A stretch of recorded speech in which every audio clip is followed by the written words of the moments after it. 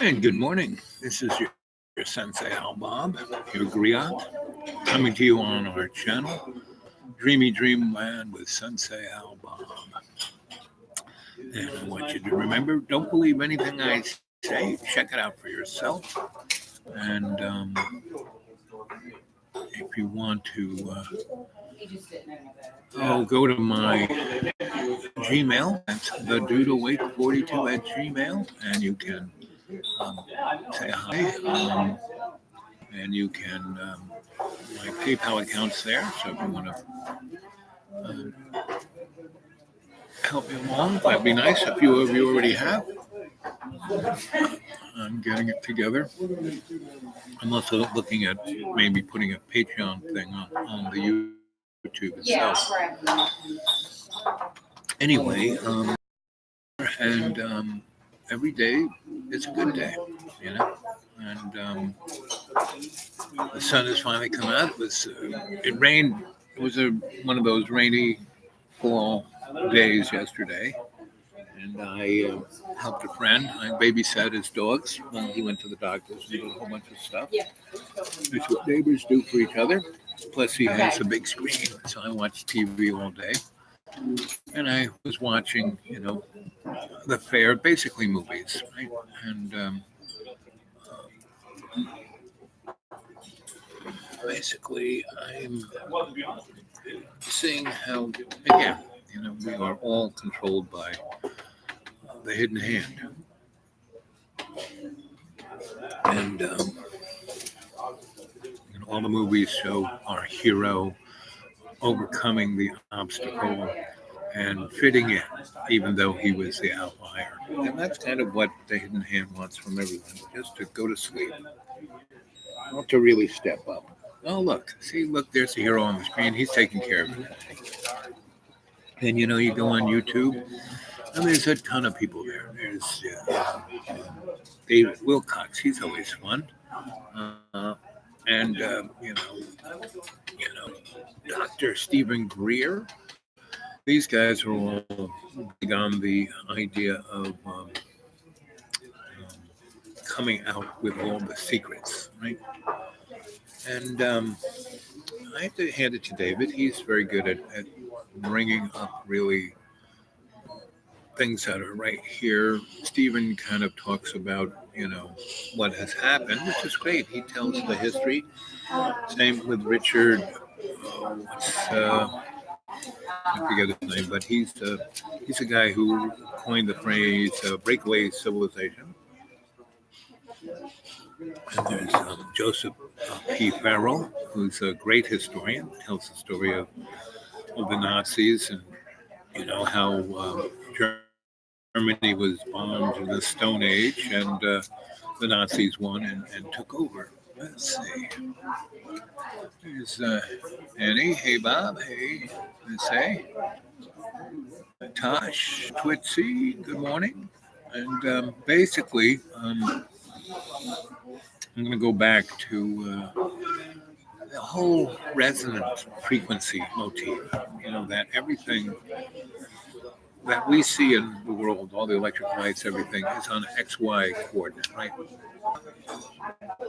there's a wave and there's an amplitude.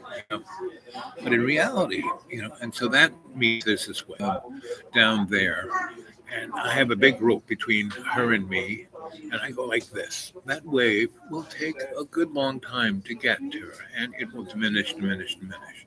Now, if I just take that rope and pull it, Twitchy will feel it immediately. That's kind of the real difference between what is a wave and a particle, right? Particle is everywhere. They prove it time and time again. That's why we can remote view, and that's why we have all this paranormal experience. Oh yes. Okay. Lunchtime is the next minute, so a few minutes. Uh, you might give me some more hot water though. Okay, thank you, dear. And so we're all affected by the string theory, right? And again, it's not a wave; it's tight. We can pull it. And that's why you have a reality. My brother used to love to talk about our father. He's got his own reality, and my poor bro had to work with my dad for 40 years. And he had to, instead of being himself, he had to, be a cardboard cutout of my father and like push up against him. Oh, you're going to do it my way, right? And they did that for 40 years. That's all. And my mom was over there, controlling everything, right? So, that's kind of, and I was lucky. My grandma took me away, and I had nothing to do with that. And every time my family tried to, oh, you have to work for us. Not really, because I already had a trade, and I was going to school all the time, and I was in the art world, and I was in the political world, and I was in lots of worlds. And my mom actually loved that. I was doing all the kind of stuff that she did do, in her own little nefarious way during the 30s. She did do that. My mom came from the second half of the novel of Hot Pants I'm doing is the story about the Celtic side of it. So I'm Irish, German, and Italian, right? So my brain is German. I got this rocket scientist brain. My heart is Irish. I got this bard of the sensibility, and everything below my diaphragm is Italian. I love to eat. I love to dance. I love La Dolce Vita. I love making people happy. Yeah. Hey, Brittany.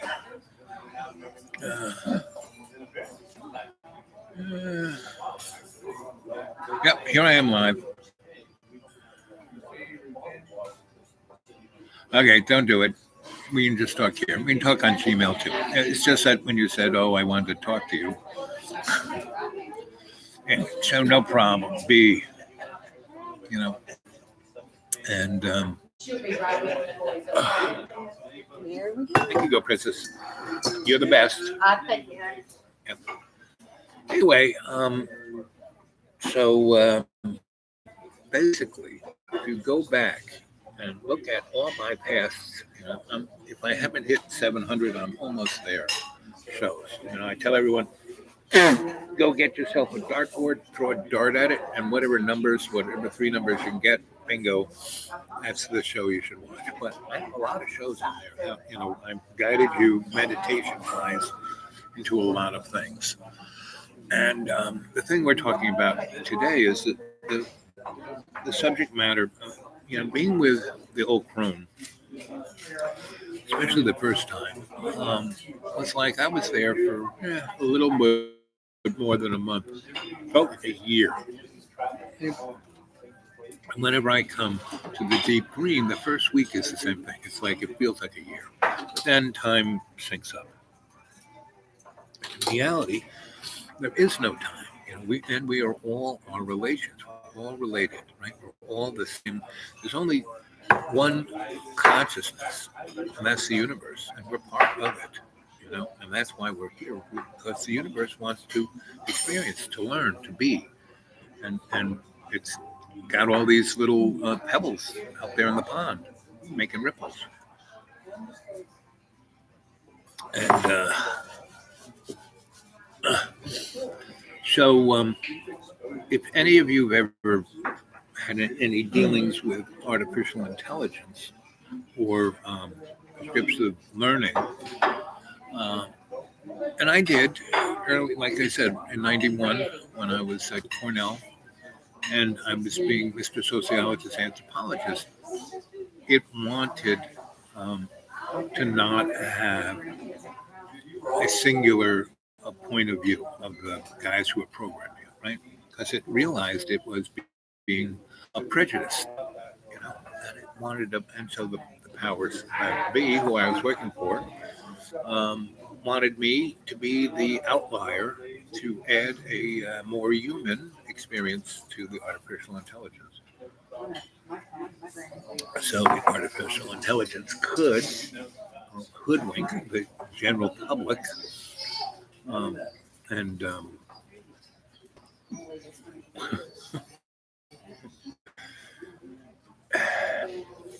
but I tried to slip in the mystery in the machine, and the ghost. I tried to be the ghost of the machine. And of course, I couldn't try me trying to get the PayPal account hooked up to my bank is I forget about it. I can't. I was exposed to computers in 1963 when I was a freshman in 64. When I was a freshman in the seminary, right? And my physics teacher, I had a bunch of, was learning Latin. I already knew Latin, right? And Greek. And I already knew trigonometry, and I already knew physics and chemistry. But the way I read things was way different. So when the English teacher tried to get me read Dickens out loud, I couldn't do it. I had a stutter, and I had a lot of issues. People go, "Oh, mommy picks on me. Everyone hates me because I'm body dysmorphic or blah blah blah." Well, I was a chunky, as they used to say, big bone first. But then when I hit around 12, 13, I kind of sprung up,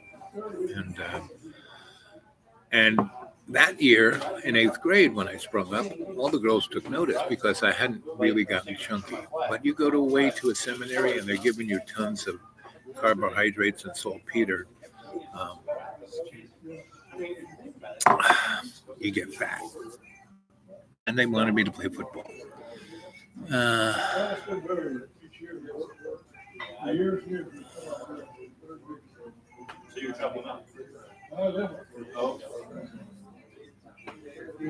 Okay. Well, again, I'm just on. You just go to my Gmail account, the dude awake42 at Gmail, and don't send me anything you can't afford. It's a blessing, so it's all good.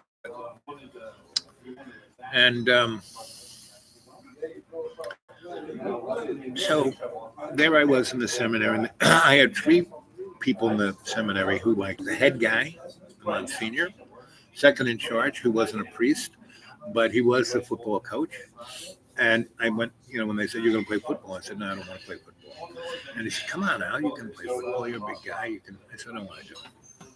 And I said, and he was the varsity, I was like 3rd level down. And, the first time I ever played, I never practiced, I would just kind of do this, I didn't do any of the, calisthenics or, didn't run, didn't do anything. So they just put me on the line.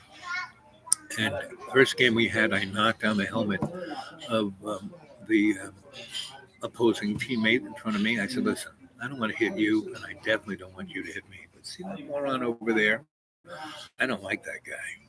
He's going to come right through this hole, and I'm going to step out of the way. I want you to plant him like a tree, back there.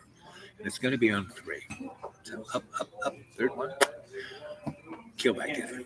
So, up. I just step out of the way. He comes running through the hole. The guy, and they, his head goes flying, right? So they carry him out.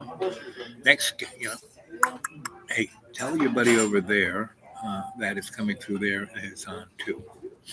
So 3rd time I did that, that coach took me on. He was a jerk. I didn't like it. I wasn't like this, the varsity guy. Anyway, I said, "What did I tell you? I don't want to play football. You're going to keep me here? I'm just going to keep doing this." And that was like, I couldn't believe I did that. I was the string pulling tight, not the little wave. So they put me someplace else, and I went to swimming instead of football.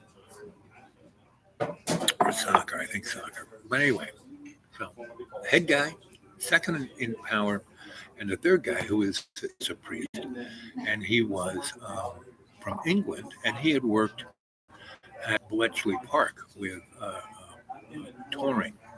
And he's the guy who gave me the book on cybernetics in 1964, and touring wrote it in 1947. And he basically explained what computers were and what was going to happen and where it was going. And and when we were doing it, we had to write code that went on punch tape that then got transferred onto cards that you had to collate and then stick in a machine and feed it back. So we just had a terminal. We didn't have a computer. But that was still pretty impressive to have a terminal in a high school in 1964. So anyway, he told us all about the internet. He told us all about DARPA. He told us about Operation Paperclip. Told that he was the first guy who really gave me the heads up on what was going on. The hidden hand, the powers that shouldn't be, the sock puppets. Here's another guy who basically said, listen, I was right at that point in history. I made a number of decisions. Like he told us that there was going to be a disruption in 2000 because back in the day when they started the first computers, they had to have a clock and they didn't have too much memory. So the farthest they could go out in time was the year 2000 from 1945. So,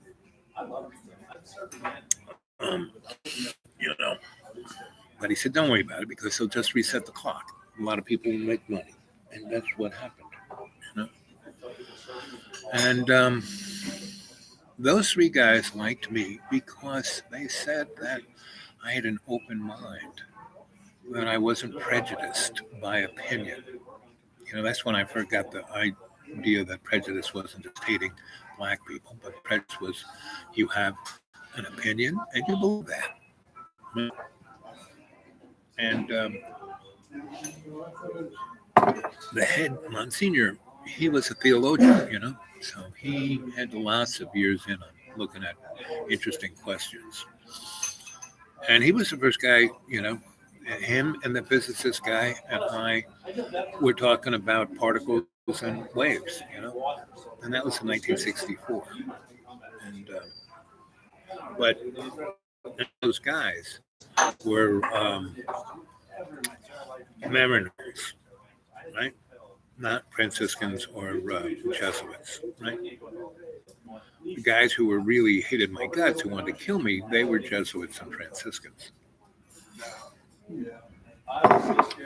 Sad to say, I couldn't find my seminary yearbook because it had some great pictures. Anyway, so back to what the old crone was saying. So she basically put me in state, and we visited through the 9 doors the different existences, and they're all going on at the same time.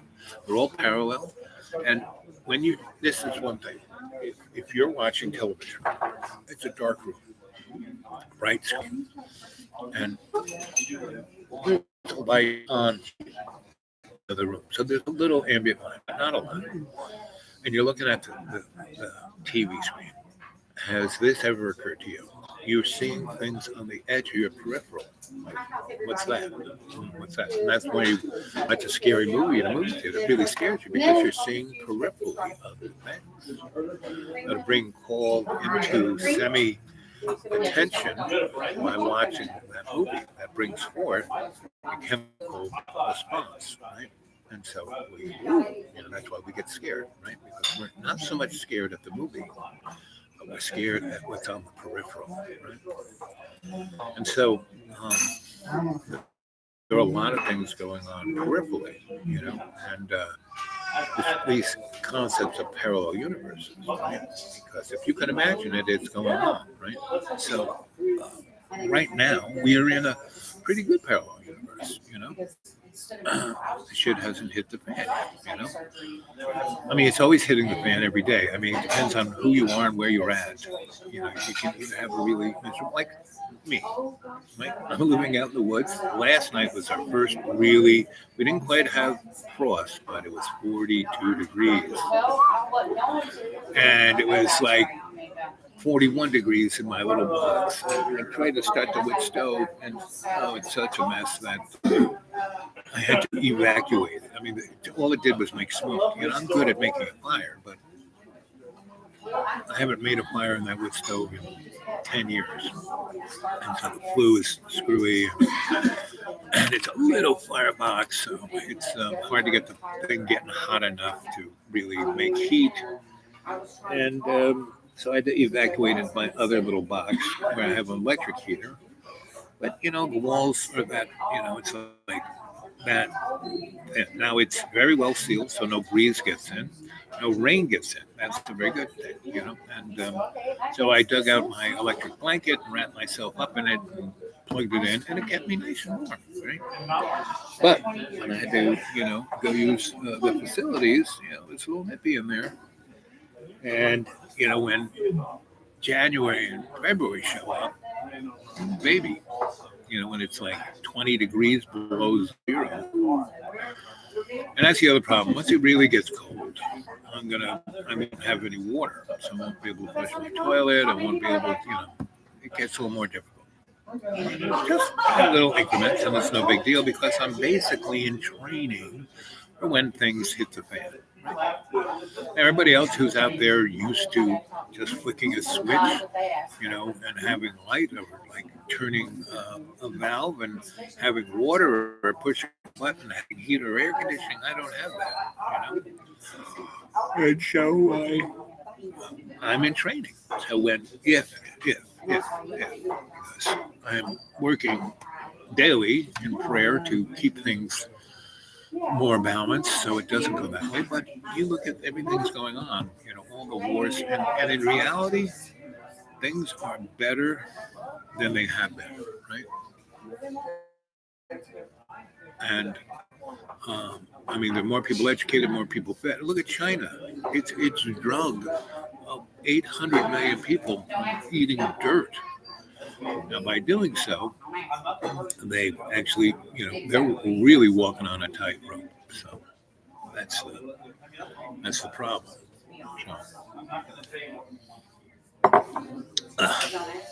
So that's what I'm talking about, peripherals. So there are people who are living on top of a mountain in a beautiful house that's really spiritual, that their mommy and daddy is giving them tons of money so they don't have to worry about anything. And all they can do is worry about everything that doesn't need to be worried about. Now they have a beautiful family in another city where all they'd have to do is go and be with them, and they could be with them. By being on top of that mountain all by themselves, two things are happening. The hill is changing. I wouldn't quite say dying, but changing. But when you go from 26,000 years of being a super node of the planetary grid of love's co-creation to being just there, and not really being pumped,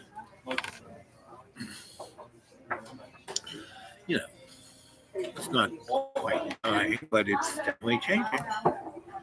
And when those little nodes change, it's like when you have your little settings on your laptop and you turn this on and this off. That's kind of what's happening to the planetary grid. It's what's kept the human race here for the last 16 million years.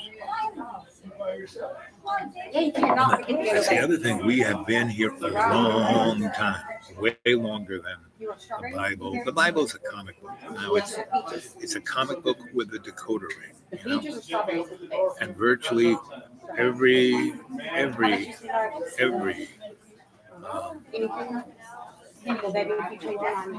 culture has a religious component because we all feel it. We're all that wave and that string, that tight string. So we feel the universe's consciousness. But we can't, since the Tower of Babel, we can't put it into words.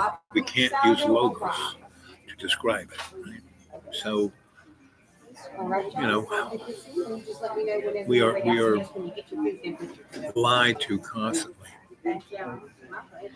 I'm ready anytime you are. I'm gonna have your turkey 55. French fries? No. what I get 2 and mashed Or do potatoes. you want the dinner or the sandwich? Because we have more than the one dinner. turkey. The dinner. Yeah, you get 2. Right. So the red skin mashed potatoes. All right. And I'll have onion rings. All right, I'll do this. It's going to be just a few minutes. And it comes on spinach, right? Yes. Okay, so. Yes. Let me go grab y'all some smoke.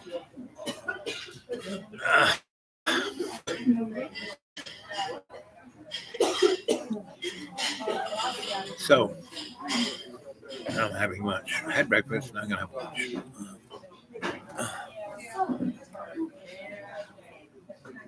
John Birmingham was on top of the mountain. The mountain that I am alluding to is the school built by Inga and George Solonovich. And before they bought that property, it was the people who owned it were black slaves / Cherokee Indians, because after the Civil War they kind of married into each other to hide and play time, So, and most people in America are, if you've been here 5 generations, you have some of that blood in you. Anyway, so George and Inga experienced the First and Second World Wars, and definitely the Second World War. I mean, they got hit, So,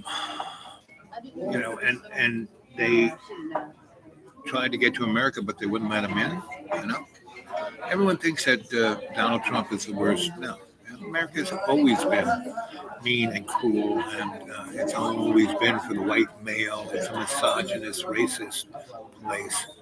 But if you go watch the movie Bojangles, you realize that the slave owner or the prejudiced person is in slavery to themselves. They are in a bad place. So that's the bottom line to all of this. And what you have to get connected to isn't any ideology or religion or belief structure, or the biggest mistake most Homo sapiens make is to think that their life is about themselves, that it's all about me. No, it's not about me. I mean, just go to John's YouTube channel and look. Everything is about him, right? And it's like him getting the Mexican food, him painting the floor, him making, oh, look how I'm working out, him, right? And then when he has this open pit of need, that's why I call John the canary in the coal mine. And he watches this all the time, and he's the troll who trolls me all the time. And, and he's a guy who's thrown me out, I worked for extraordinarily rich people doing exactly what I did for John, meaning live in their house, listen to them vent, run their errands, cook their meals, be their I don't like calling myself a psychotherapist because I've led all that. I don't practice. That's pretty much, guys, unless I can do it, I don't want to just practice it. And I got better and better at psychotherapy. And my employers would always say, hey, you're doing a great job, but don't be so good. We want these people on the hook for the next 10 years, so don't just fix them and send them on the way. So that's what I did for John for about 3 years. Last time he kicked me out was, I lasted all 4 hours. After he begged me to, oh, please come back, please, we can be, oh, I miss you, well, we can have good times again, blah, blah, blah. And it was, I came back on they steal it. They steal that stapler. The staple stealers. Somebody's stealing it. They're like little invisible. Stole my stapler. Yep. That's all right. They need it. They can have it. And so John just wanted a place where he could, be close to his mommy and daddy and still be very far away. And our driveway is a 2 mile long stream bed. Nobody's really fixed it, especially getting up to the school. It's like, and every time John threw me out, I knew that I would have a great adventure, right? And I did. So, and that's Okay. being connected rather than the wave. Right? And so, I got you. so John's up there all by himself, and he's trying to get people to move up there, or get, Russian brides he can buy, because life isn't transactional. What life is we are that pebble in the pond. We are that vibration that the universe is co-creating with. So unless you can be connected, co-creating with the universe, you're just going to come. That's why we have reincarnation. Come back, come back, come back, come back, come back, come back, come back, come back, come back, come back, come back. And that's just the first few weeks of universal time, because time doesn't exist. And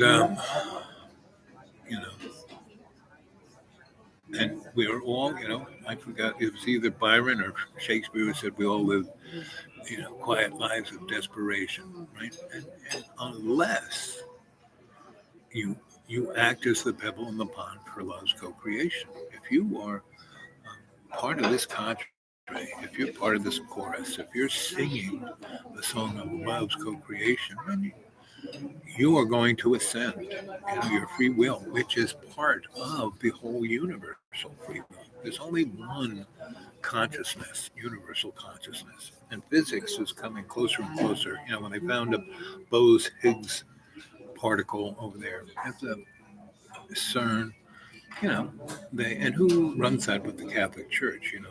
The Franciscans and the Jesuits. They own NASA. They had a big thing going on in the Gestapo. And in every religion, it's just like that movie: the good, the bad, and the ugly. And at some time, we're all the good, the bad, and the ugly. It's I keep saying, good thoughts bring good words, which bring good actions, which bring good deeds, which bring good outcomes. And I would tell John Birmingham this all the time, because he would go on and on and on about stuff that didn't matter. How his father was mind controlling the dog to, stuff that really. Now that's to me a great idea for a novel, but it's already been used, called Son of Sam. And so,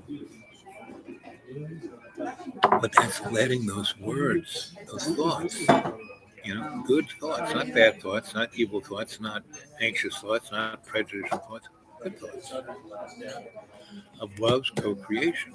That's the only thing existing is love's co-creation. And that's why we meditate, Now, I'm a pretty sick guy, but, I'm living out in the woods and it's winter time and I'm fine,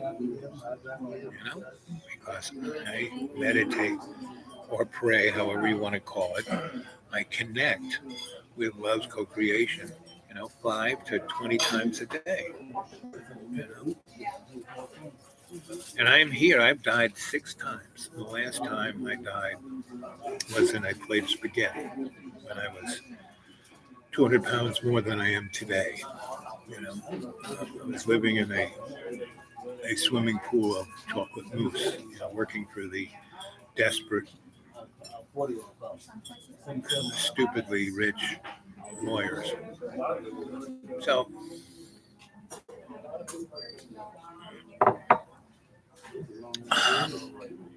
and when I died, I thought, wow, I'm back home. Finally, I can just relax. And they said, oh, that's, welcome home. But you can, we're really happy for what you've been doing. You've been doing great work. Go back and finish. What do you mean go back and finish? I'm done. I'm toast. We put a fork in it. No. You come back, yeah, you can have a little respite, a little R&R, but you'll just go back again, reincarnated into something you won't even remember. At least now you've got a good picture of what's going on. Just keep plugging it, and you will get your just desserts, meaning I will be able to go to Shambhala or some other place that isn't this place, right? Another parallel universe, a little bit better, a little more ascended, a little more where they need their sensei help. Right now, you guys need me, so that's why I'm here. That's why I drove 20 miles.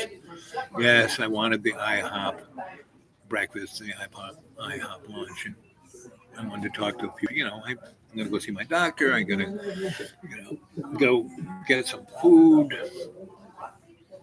and the place that was, the food bank closest to me was shut down. They're shutting all the food banks down. They cut when I first started food stamps at $190 because I was on disability then. I got more money when I was on disability than I am on Social Security. Once I hit Social Security, they dropped me down $210. They cut my food stamps down to $90, then to $75 now to $54. So, and food is getting more expensive. Right? So, Y'all rock. I'm good. Okay. I'm always good. Anyway, what else can I say? So the old crone was telling me and showing me, and if you go back and view all of the other videos, I got a lot of stuff.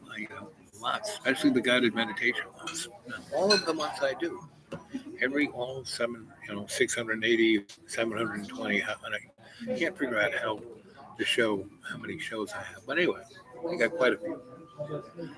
Everyone is a shamanic ceremony. Everyone, before I do it, I can go into prayer and focus that energy on you guys so you guys can feel better. So you guys can get a perspective. So you guys, and I'm using you guys as pejorative, meaning I know most of you are women, but, ladies, you have to realize women are more powerful than guys. Guys are just morons. Being the old crone for Halloween, that a girl. Well, you have a good time. And are you going to be dressed in garbage bags? What's her costume when she went out and about? Either that or a Hollywood movie star.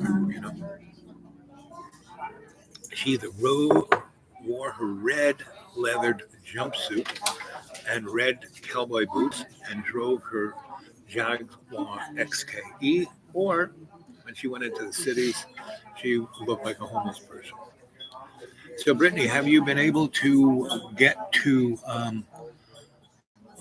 Griot Publishing? That's GRIOTTE Publishing. And on it is my little XRATTED.blogspot. So that's Griot Publishing. That's the title of my blogspot.com. So that's GRIOTTE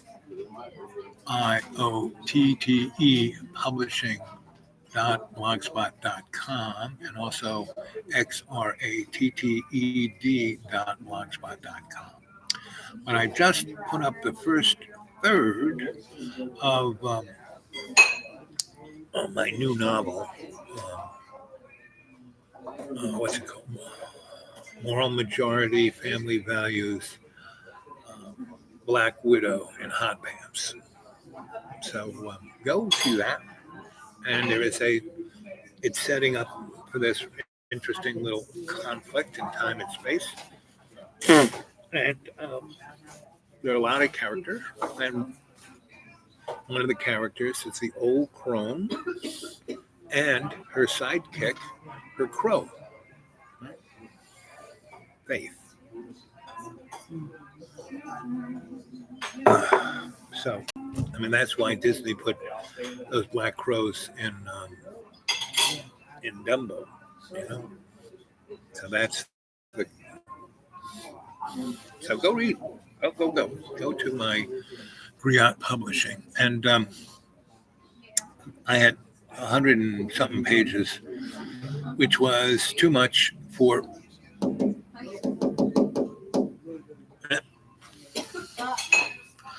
And so it's all up to you.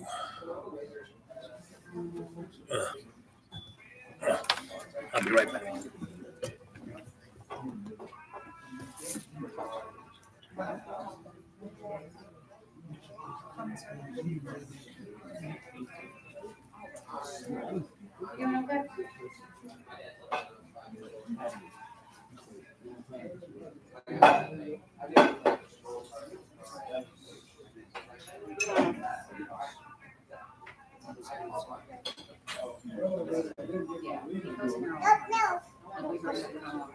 He's putting our faces on the tools.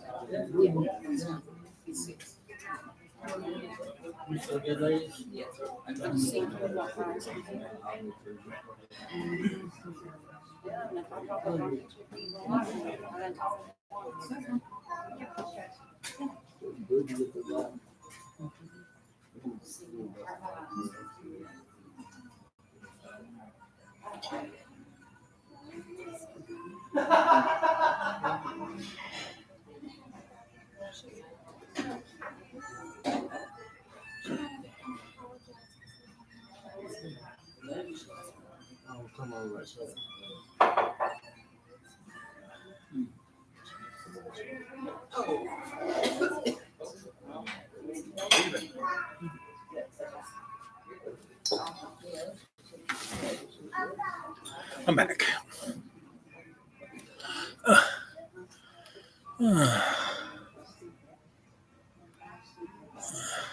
Twitch is back. How is everyone today? Here's Miss Sinatra.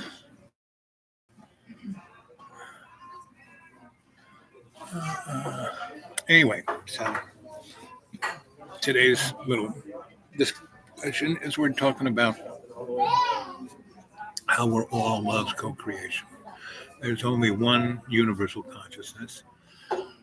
Religions represent cultural motifs of the idea because everyone has a sense of lacking.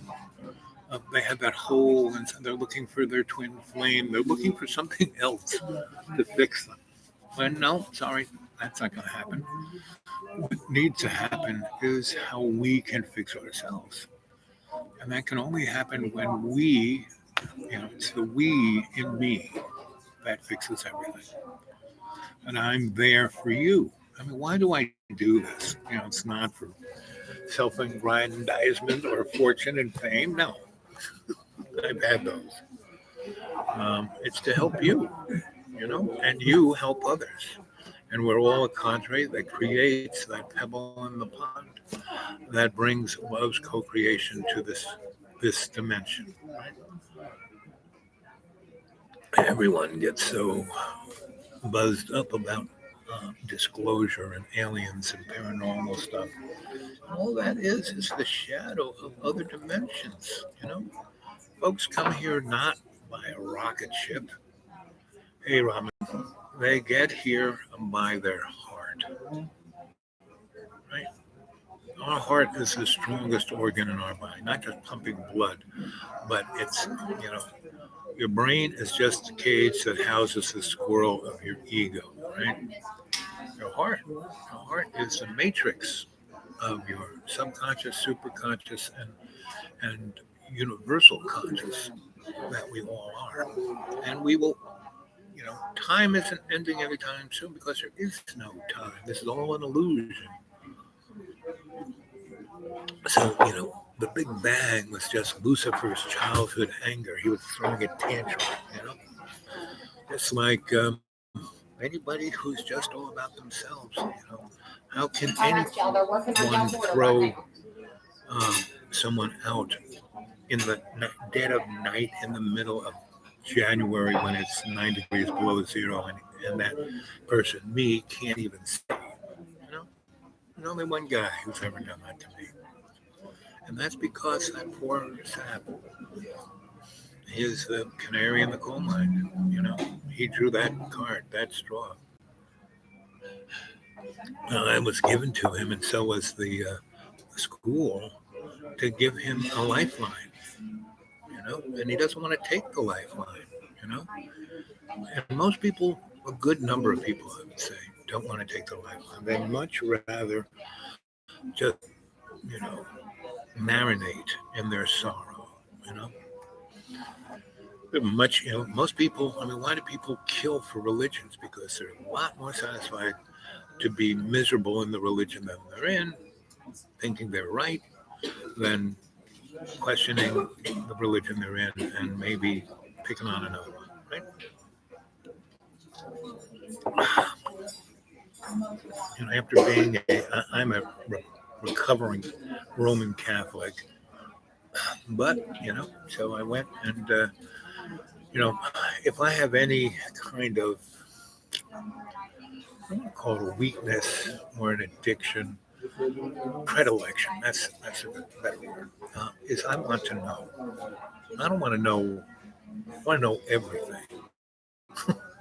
not, not a singular truth, you know. So I keep looking, you know. I keep, you know. That's why I became you know, went to Lubavitcher to become a rabbi, you know. And my rabbi, you know, I said, Rabbi. He goes, you need to come to my school and be a rabbi. And I said, Rabbi, I'm a Roman Catholic who's Irish, German, and Italian, and you know, I don't believe in anything, you know. I just have faith and love. He goes, well, that's a good start. And you know, we, the Hasidim, we're like the Baptists of the Jews. We'll take anybody. And I like you. You know, we've been playing chess for years, and you taught me how to play Go. And you're the only guy I know who can read Greek. So, and you're interested in the Talmud. You're interested in, you know, learning about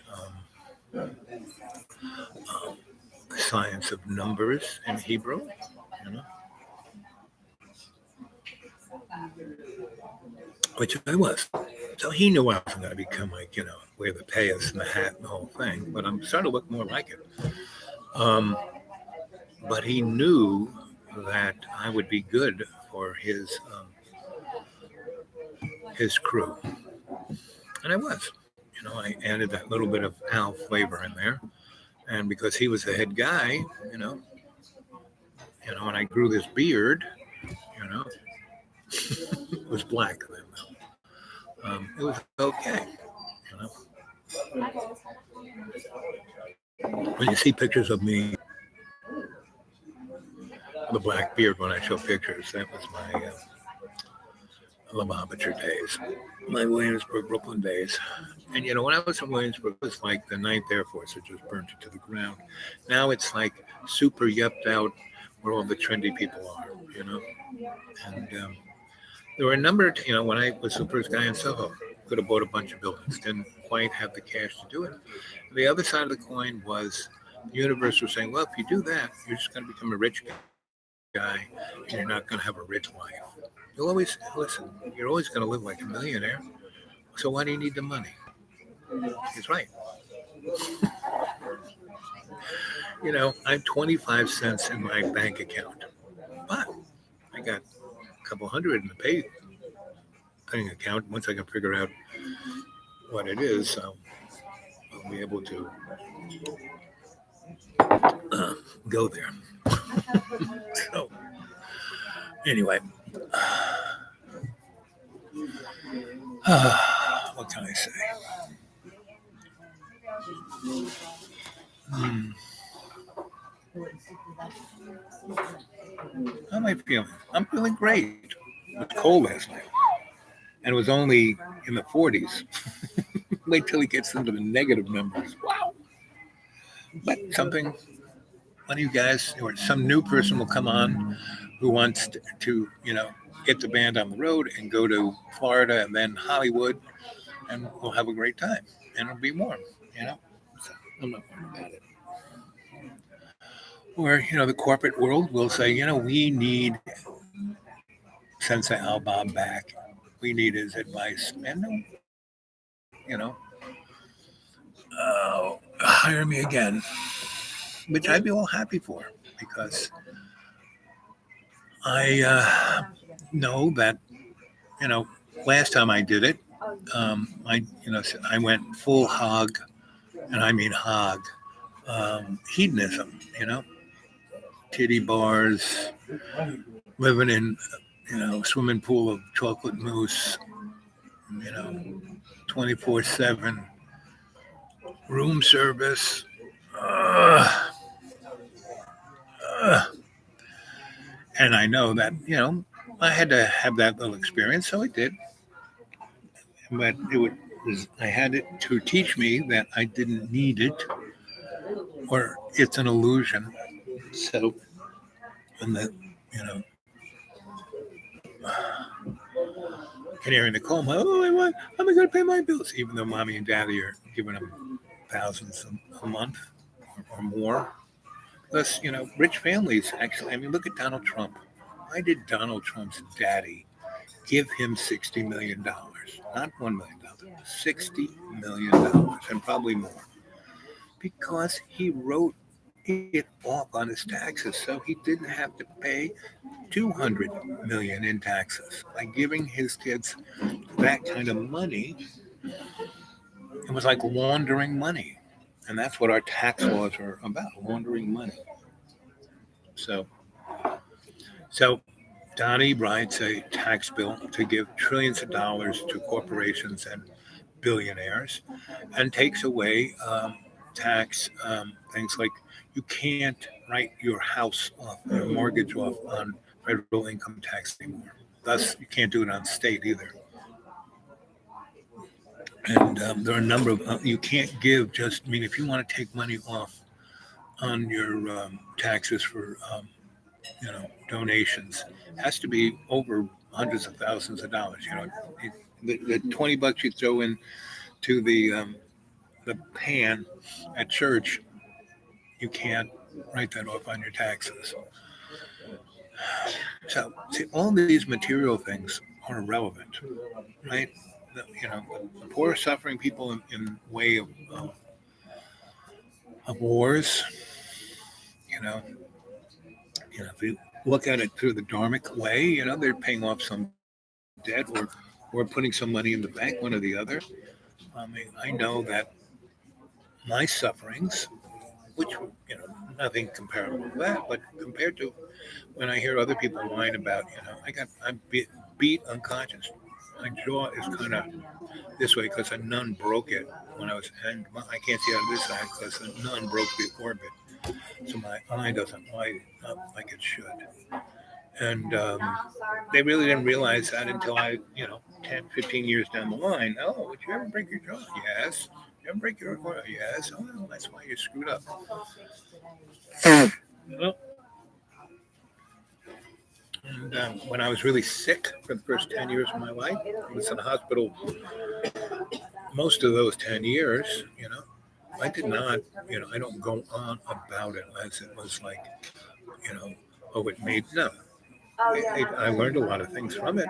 Like one, how to never get sick, when I was 10 and it was like the worst of the worst. And I was tied in a bed because the nuns got tired of me, being screaming and yelling. I had a mask over my face. I couldn't say anything. I had my arms, handcuffed to the, had my legs handcuffed to the bed, and I was in my own feces and urine. I was there for a day or two before my parents walked in because they were like having a good time out on the beach. Oh, we got to get them out of here. That's not right. I could go on and on with scenarios of that nature until it was the universe saying, "Hey, let's pick up this lesson. Oh, here's another lesson. Oh, learn about this." And I was smart enough and a lucky bastard enough to like, oh, look at that. I as a youngster, I kept my mouth shut and listened. My grandma always said, "You got two ears for a reason." Right? So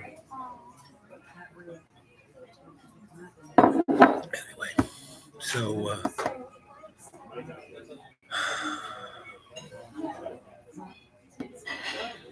that's where we are right now. Right? So we learn from our lessons, right? Hey, Lena, good to see you, girl. I got your Gmail, and then I pushed a button and I can't get it back. I either swiped it or did something. I just so send me another Gmail and we can continue our conversation. But right now we're talking about how there's only one consciousness, and that's the universe. It's universal consciousness. Nemus problems. Hmm. Okay. What's the problem? That's why I'm here. I'm here to help you with your problems. Right? What would I be? I wouldn't be a good sensei if I wasn't here, or a good griot to tell you a story. It's something to do with his kids. So, they think so. I know, but it's so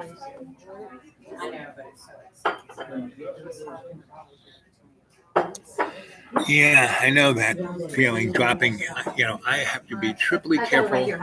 I grab my car keys and I'm like within 30 feet of a drain in the parking lot. I have to really, because it'll fly right into that drain. Right? Ask Twitchy about how the issues we had with car keys, right? And ask her how we found them through prayer. You know.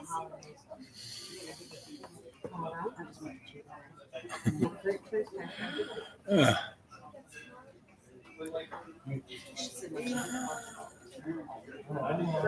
It comes with, I think it's humans. yeah, it comes with one side. All right, so I'll get this in. yeah. Tonight. You're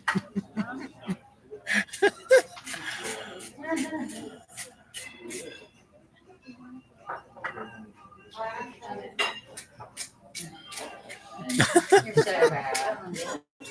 While the car was still running. That was the amazing thing. Locked the door with the keys in the ignition because the motor was so quiet. Good times. And both times when she was on the mountain, I said, okay, close your eyes.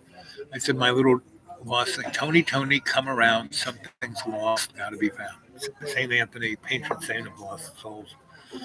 And her husband, that I just kind of ceremonialized them, at least part of the ceremony, he just walked down the bay. Oh, here they are. And then the next day, and Twitchy, what was the guy's?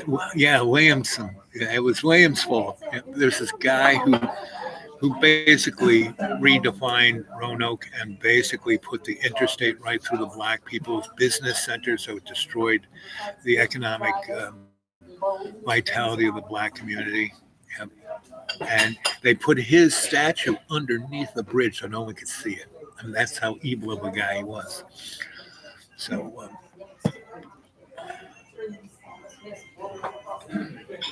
yep, Williams always does that. Yep. It's always good to have somebody to blame. Williams. So,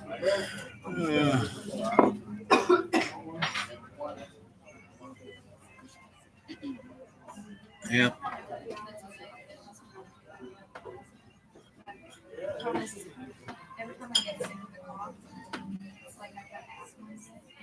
Yep. Hey.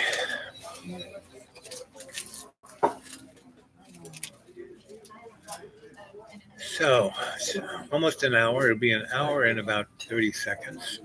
And there's 7 of you there, so that's good.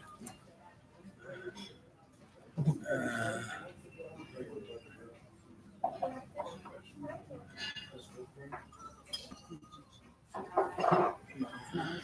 uh,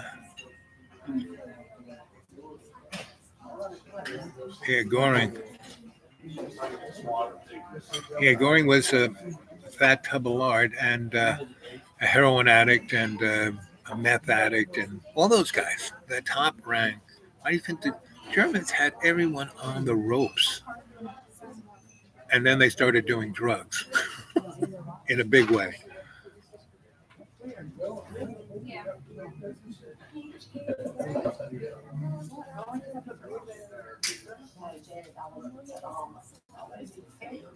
Yep.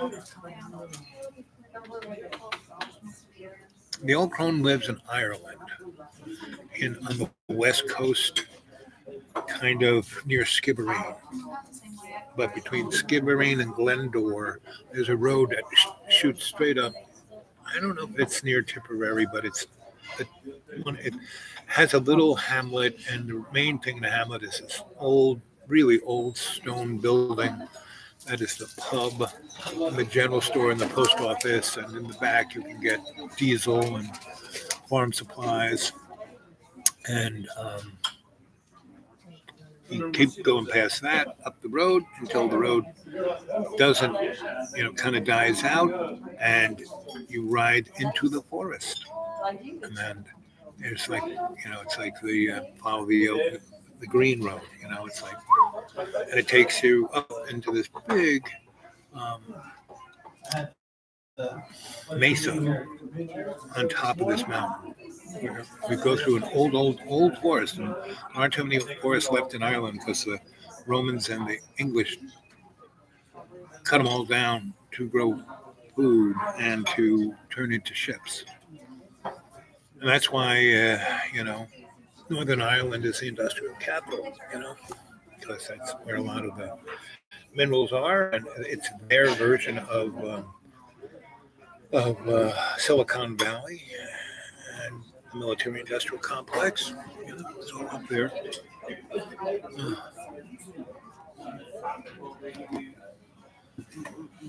So she's from Ireland. And I would suggest, Brittany, that you need to go back again, get yourself a dartboard, start throwing darts at it, and whatever number comes up, go look at that number of show. I have almost 700. If I don't already have 700, I'm getting awful close. And, go take a look at and I suggest you guys start just downloading all of my shows onto thumb drives, on CD-ROMs, on your hard drives, whatever, And Be careful, this is really hot. okay, I'll grab you some more silverware. Give me just a second. right. Yeah. Hold on just one second, honey. Do you want me to have them make y'all some more?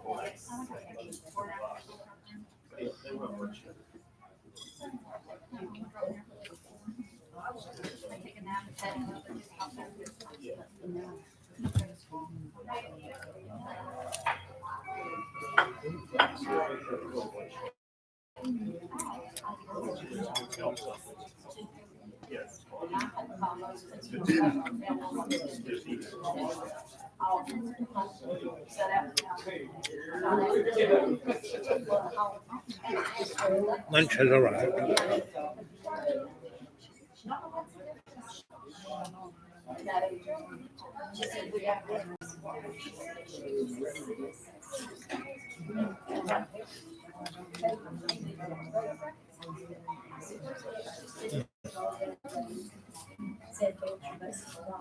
Mm, the monkey.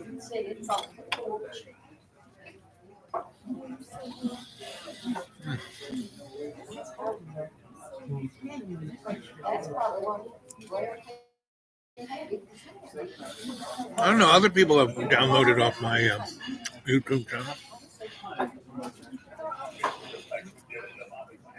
There was a guy named Dragon, and he did it. And he sent me a whole bunch of thumb drives. And then John Boy kind of went into the bedroom and took them. It's the only way they went missing. So I had on my top of my dresser. One day I went there. Hey, John treats everything as transactional. You know, he's not making money. He thinks he's being abused.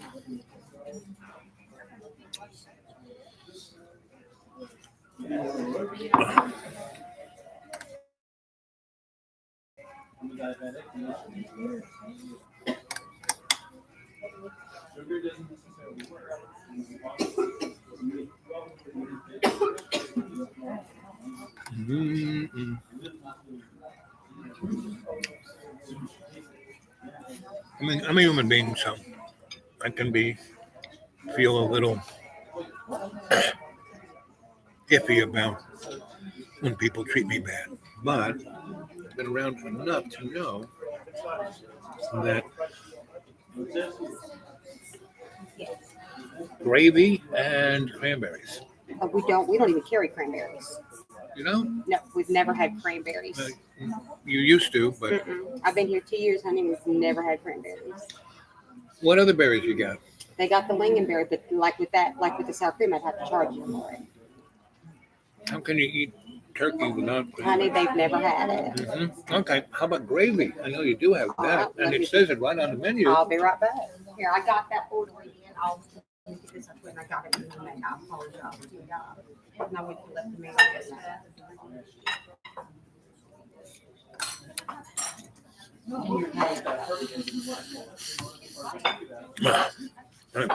I could get upset about that. At least the gravy. Hopefully before the meal gets cold. Anyway.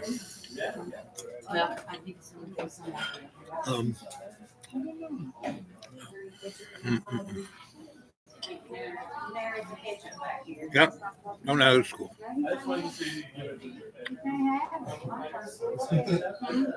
Ooh, Hawaii.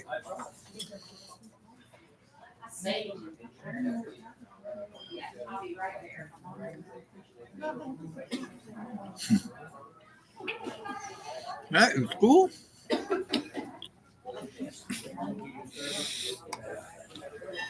Brittany, what age are you? And are you homeschooled?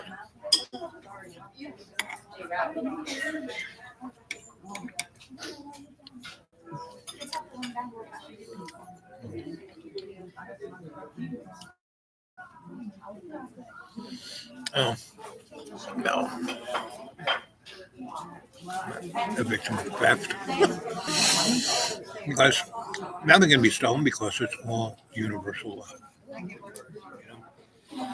Yeah, I used to live in the Lower East Side in the 70s when things were really bad. Right? I just got robbed so much. I had nothing to steal. After the first time I got robbed, I did not lock my door, right? Because they broke the door down. It was more trouble fixing the door than. And I spray painted my TV and my this and my that. Super duper orange spray paint. Right? Because the junkies would steal the stuff, go down to Second Avenue and sell it. And my stuff screaming orange was like, whoa. So, the first time after I sprayed it yellow, I said, hey, that's my stuff. And he goes, well, I don't know. And somebody said, so what did it cost you? $10. I said, I carry it back to my apartment.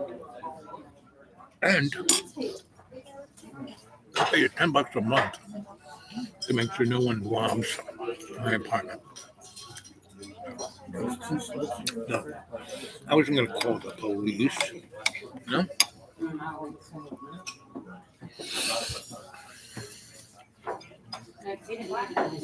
So,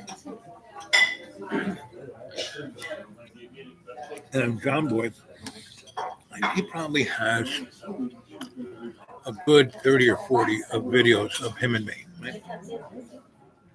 Me telling stories, me showing ceremony. And if you look at like the old Crone, that has like 40,000 views. The Jimi Hendrix has about 20,000 views. David Bowie has about 15,000 views. The ceremony in front of the cave has about 10,000 views. A few other have in the multi-thousands, right?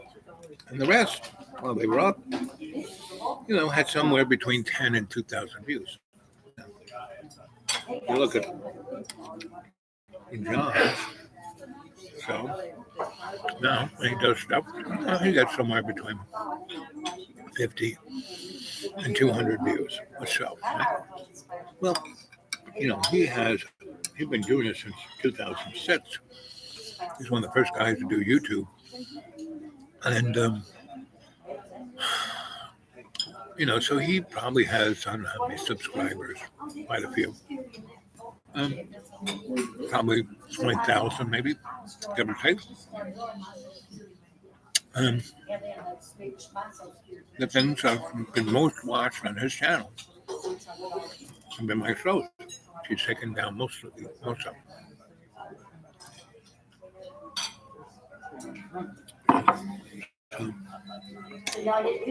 So that's why it's not that. I feel sorry for the guy. He's still my friend. I want him to be happy. I want him to have the best. It's just too bad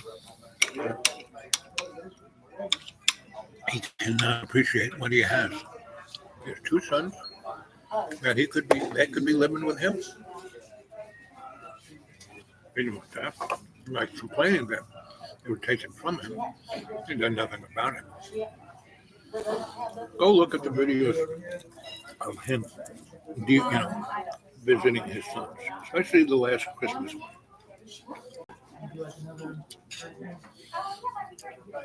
Oh gosh, he's got about 2 or 3 minutes of both his sons close up, far away. And they basically ignore him. And John is a dad.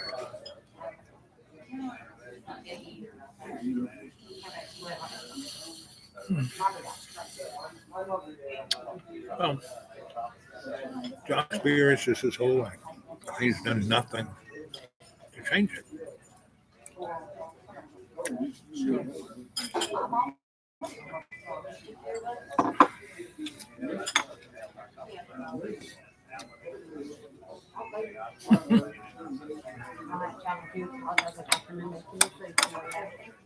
I'm waiting on him to get me the gravy.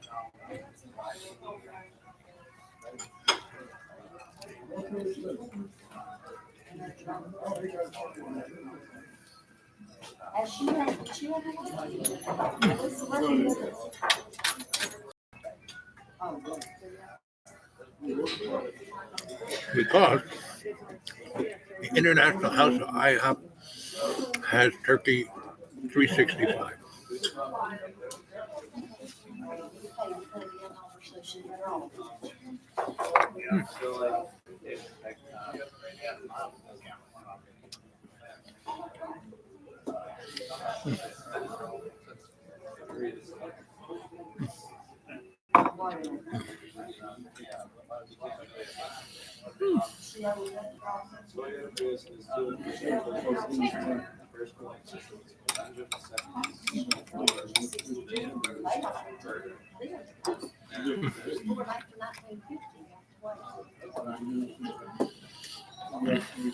And they have good onion rings.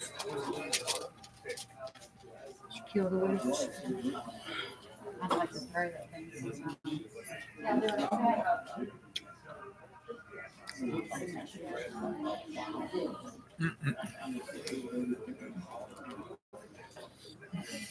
So she didn't get this.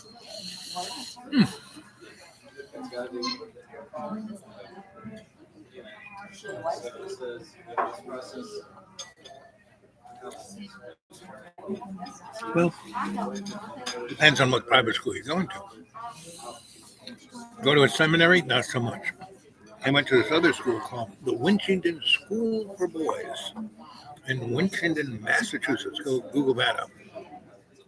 And they have still, I got there in 65 or 66. And what was interesting was the headmaster was a real piece of work. real evil guy. He was part of the crew that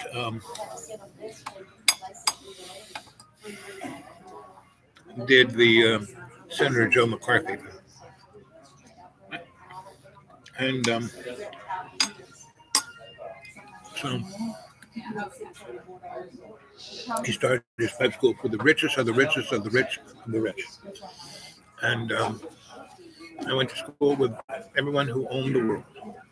Right? Joseph Kennedy, who had been a congressman until recently. His son, I think, is a senator. And he's better than his dad. Joe Kennedy used to always complain that I was reading too much because he just was sleeping all the time, pounding the meat underneath the curtains.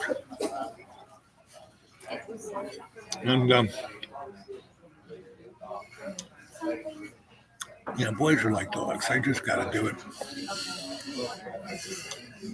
And I went to school with Ricky Merrill, Eddie Lynch, Merrill Lynch, Alex Orb, parents owned U.S. Steel,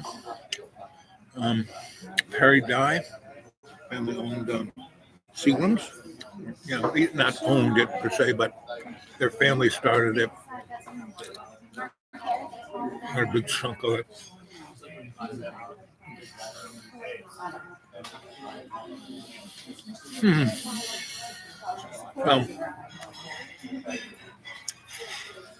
Like when I graduated high school, my graduating class had 23 people in it. And I got there as a sophomore. I had to live with the headmaster with 6 other guys. And we were all like hard case. We've all been thrown, most recent thrown out of other schools. And you had to be deprogrammed, right? Mrs. Moore, she was.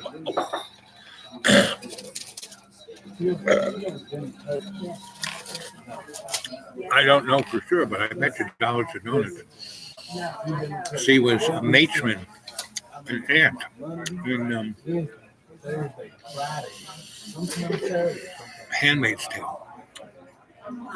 Anyway.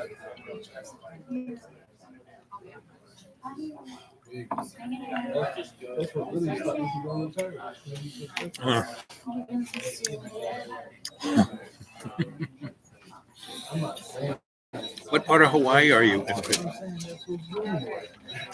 Big Island.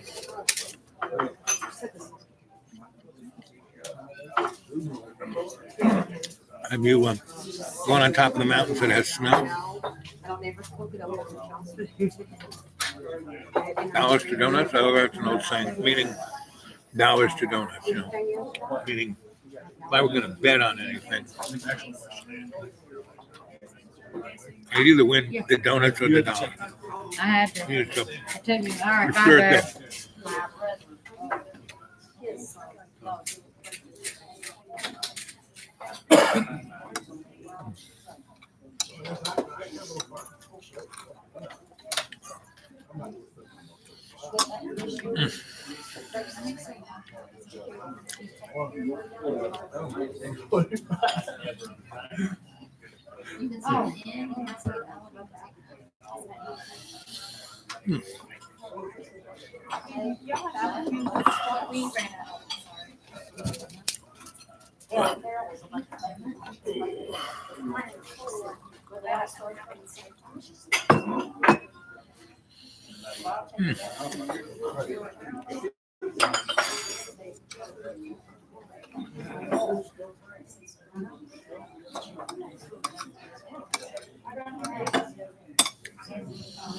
So take each day and in every way. Appreciate college. Nice place. Have you become a surfer girl?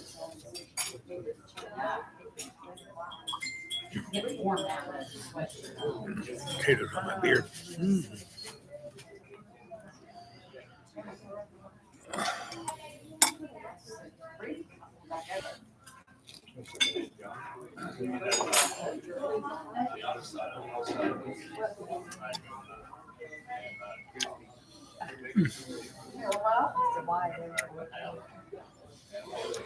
Enjoy every minute of your life.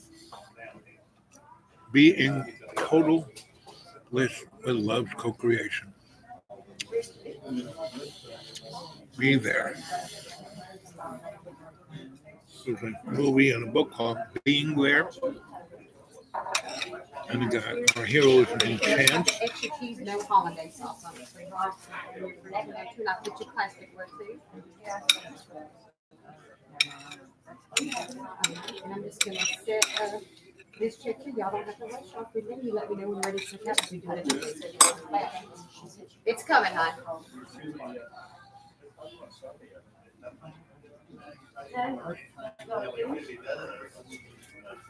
Get out there.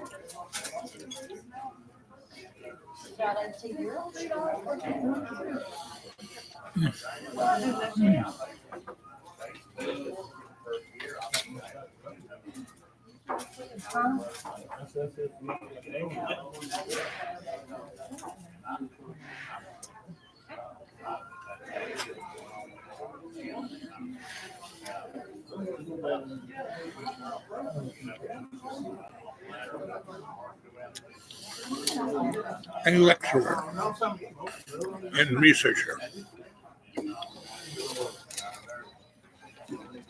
To be a teacher, or it'd be fun if my old prep schools hired me to be a teacher, Mr. Chips.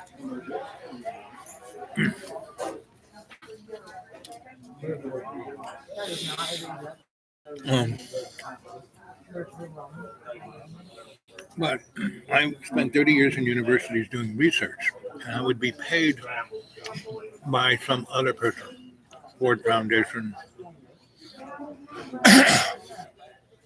Brookings, to look at X, Y, or Z. How you doing, Miss Queen? Good.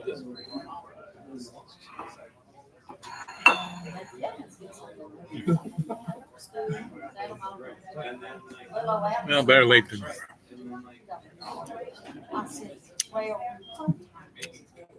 Just water. And so what would happen,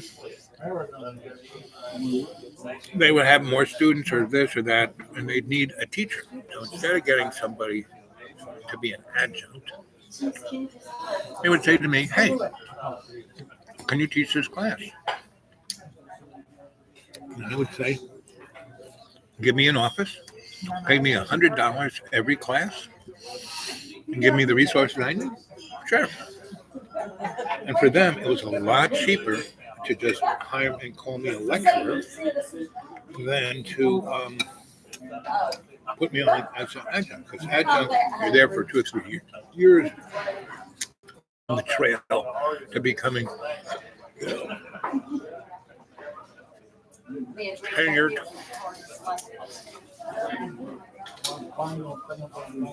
And they have to pay your insurance, all things like that. Me, I'm like a private contractor, and then you have to pay unemployment insurance. No? It worked out for them, worked out for me, because in all the things that I was studying, I always would need either lab rats or a staff, research staff. So they would get that kind of experience in undergraduate. So if they were going to go on to graduate school, which is normally where you get that experience, they'd be way ahead of anybody else. On my syllabus, I would put, I guarantee you an A, just show up.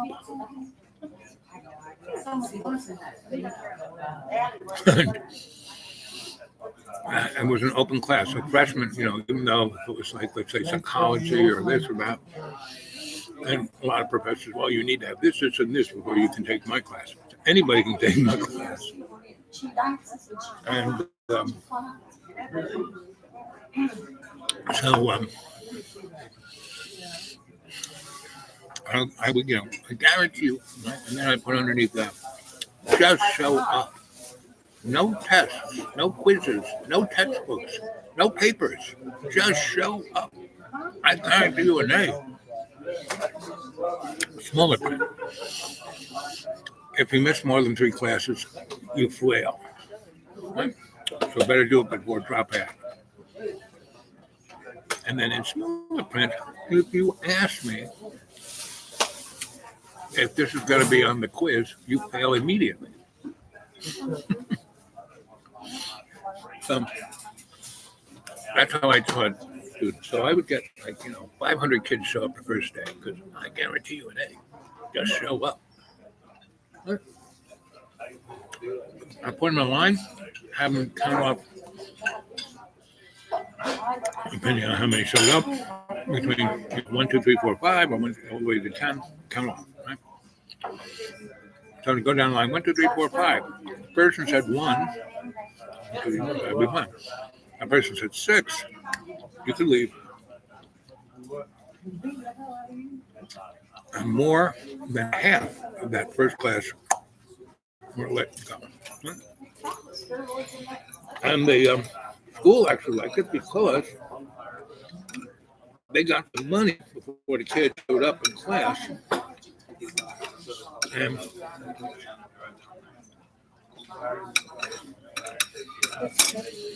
they didn't have to give them back the money until end of drop ad, so they could spend it on other. It's like borrowing money without paying any interest. So I taught classes. So I taught psychology. I taught sociology. I taught anthropology. I taught statistics. I taught library sciences. I taught intro. Most of these were all intro classes.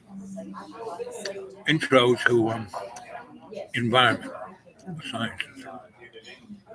I could almost teach anything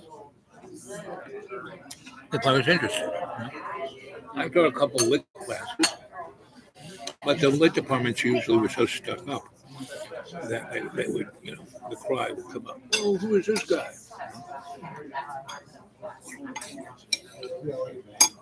How come he can do whatever he wants? Set that right there for you. Mm-hmm. Yes, we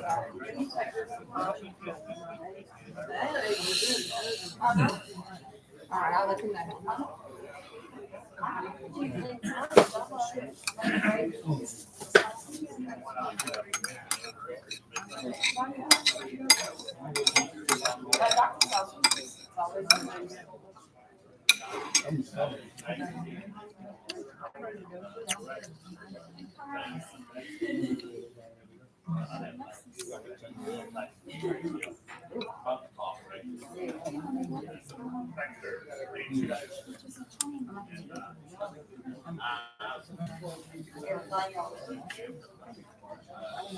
Mm-hmm.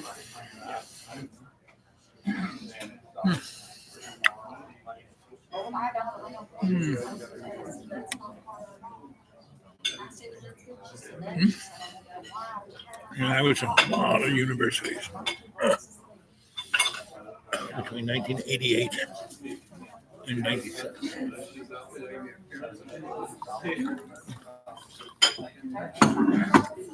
And I was in a lot of universities, but not doing that. Between 1971 and 88.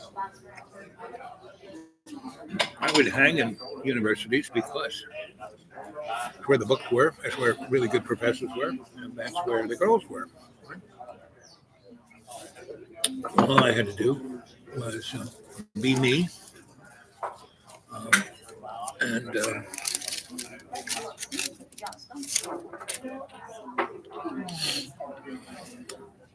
like when I studied under Dr. Quigley at Georgetown, after I read his book, let's what's it called? Promise and Terror.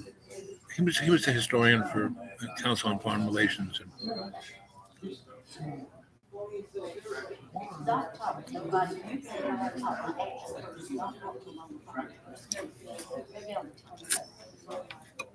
And he basically said it was a really good idea, but because the reptiles were running it, it turned out bad. Did I get a Nobel Prize? No, not even in the running. You got to jump through too many hoops. And pretty much everything that people get Nobel Prizes for, pretty much have already been discovered. Like those guys who just got the Nobel Prize for medicine about how oxygen is transported through the body. If you've read any of Gurdjieff or Ouspensky or Mayor Baba, they describe all of it just in a much better way than the Nobel Prize. You got to remember where Nobel, what did Nobel do? He made his money by basically increasing the carnage of war. Why did Carnegie put all those libraries? Because he wanted to show up J.P. Morgan. One of the things were about ego. And I have feelings, but my first wife used to get upset because I never got upset because I never seemed to think it was that important to get upset. And so she was her boyfriend, couldn't get anything out of him until she got him really pissed off, and they'd had these really tremendous screaming matches, and then they'd have sex, and she'd have the kind of sex she wanted. I was up into sex, giving it any way she wanted it, but I didn't have to get upset about it. And so,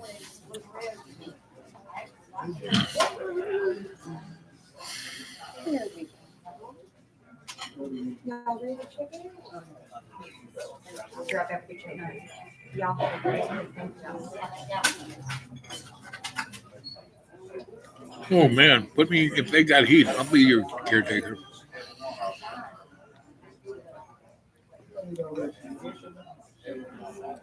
Brittany, weren't you guys living in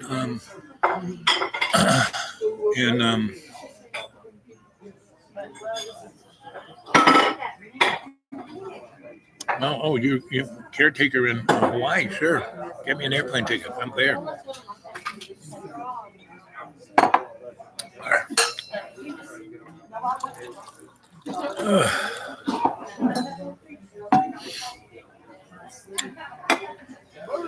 And we can get your friends to start the band. We can start from Hawaii. We can have a good old time.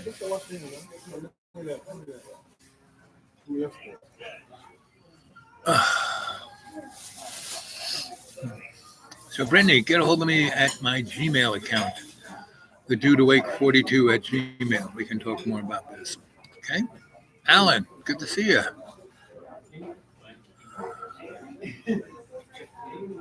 Yep, we're well, seemingly.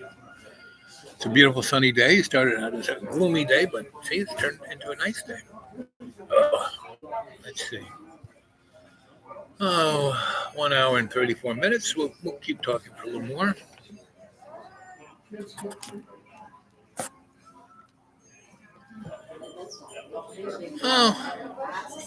Well, it'd be nice if she was real. I'd love to go to Hawaii and be their caretaker. But I'm just like Ronald Reagan, trust but verify, so it's all good. And, in a lot of ways, we're all illusions. So if we think hard enough with the universal love, it all works out. Here you go, sweetie. If you could. I'll be right back. I hope you will. Don't want to have to go chase you. Anyway, so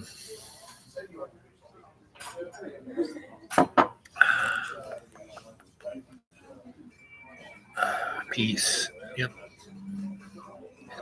Okay, so let's all right at this minute take in a nice 20% in. 30% out. Focus on love's co-creation and on peace throughout the world. Peace in our heart, peace around the world. See it clearly.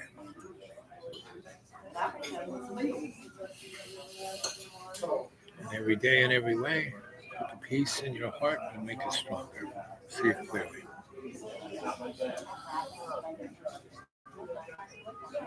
Thank you, sweetie. Up, you got your own pen there, you guys. Give me a second, I'll be back to get those out your way. Okay. I'm sorry it took a minute, hon. Yeah. Water under the bridge. Yeah.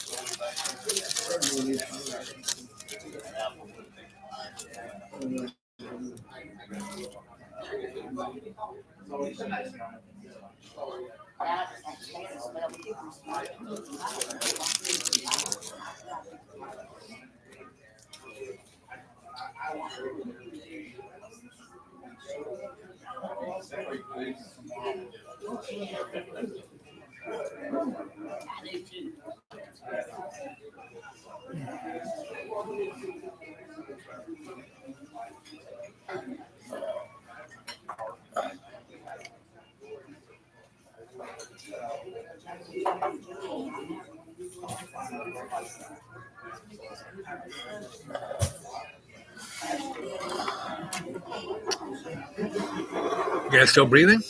Got your eyes closed? Seeing the peace? And every day and every way, taking the peace of the earth and making it stronger. See it clearly.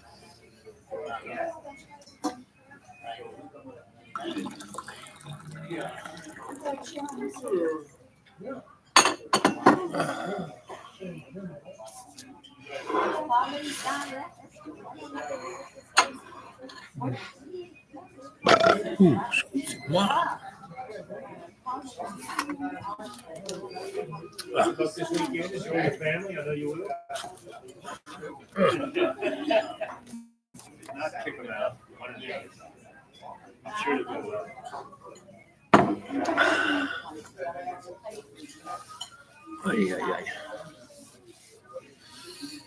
So let's see. How we doing? Hey, Jane. Brittany. Oh yeah, spam. And I lived in England. I lived in Australia. No spam. Spent a little time in Hawaii. Had one can of spam in Hawaii. Spam is actually a very, very, very interesting flavor that you kind of have to become acquired to. But once you do, and people are creative about using it, it's not bad. I mean, I actually loved fresh pineapple, Hawaiian pineapple, fresh, and spam pizza with a good sauce. Couldn't beat it. People, how can you eat it? Well, you gotta have good food.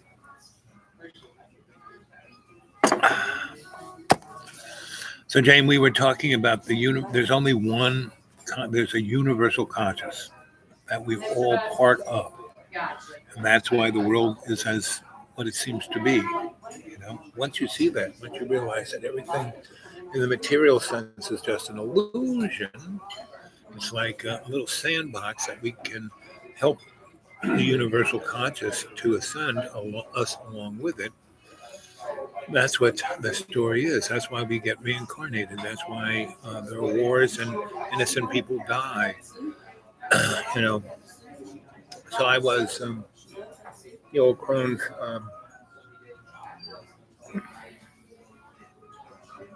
helper. What is a term for that? Uh, you're a, and so could I have a hot water to go? Yeah, let me wipe this stickiness up right Yeah, quick, honey. well, I yeah, got you. get that sticky. Do you need some more, honey? No, I got Okay, just the hot water to go in a to go cup. no problem. Why can't I remember that term? It'll pop into my head. Anyway, I was her assistant, and so in that we saw a number of babies die, especially in Ireland in those days. And being out in the country as we were, um, doula, that's the term. I was her doula. And anyway, so we would, and it wasn't just, I was doing all the hard, making the fire, boiling the water, making sure everything was clean, making the soup. That's where I learned to make good soup. And other old women would be there helping in the mother's family would be there helping if they could help. The old home was very particular. If you were there to kibitz or to complain or to no, she didn't want that vibe in the space. But if you were a good grandma, not a problem. So anyway, I saw a number of babies die, and you could tell because she, Mill Crone, she was a woman of the woods, but she was also an MD doctor. So she was one of the first people I ever saw that had an infant monitor. You could hear the baby, and you could tell, she was really good at knowing what the sounds were going on. And so,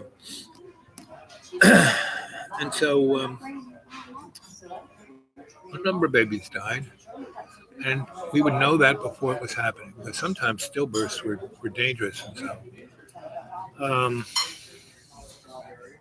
And she would do, a cesarean out there at the farm. She had it down. Anyway, one time we were all praying over the child before it was born. See, to really give it the hey, come on, kid, and we saw the vision of that infant in Vietnam. He was a Vietnamese soldier, and he had just saved his family. He had run. He knew the Americans were about, to show up, so he ran how many miles to get there and get them out of the way, and staying there with his AK-47 and RPG to keep, a battalion from entering the hamlet before everybody. So he got toasted. And so he wasn't ready to go. He just needed a little time. And so he got it inside this Irish woman's belly. And he was ready to move to ascend. Here you go. Thank you, dear. And I hope you have a blessed week. You too, babe. You sure not need nothing else? No, I'm good. I signed that check, didn't I? Always make sure. You did. Okay. So, that's one of the things I kind of realized about life is that when you die, and I've died 6 times, so I've gotten the memo.